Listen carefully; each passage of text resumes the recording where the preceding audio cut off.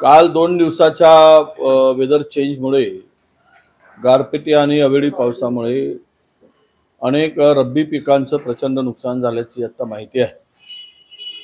त्यामध्ये चना आहे, वाटाणा, मूग, गहू ही सर्व पिकं या अवेळी पावसाच्या गारपिटीच्या चपाट्यामध्ये आलेली आहे.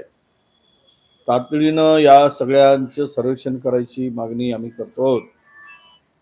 आणि खरं तर दुर्दैव आहे की कापूस आणि सोयाबीनचा शेतकरी पूर्णतः उद्ध्वस्त झाला. त्याला हमीभावही मिळत नाही.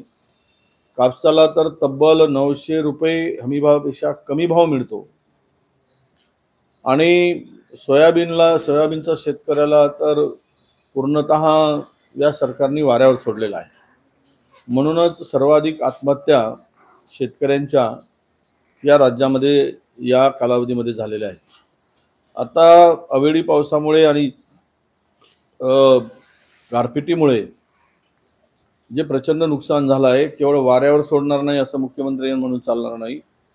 तातडीनं पंचनामे करून त्यांना मदत करण्याची आवश्यकता आहे.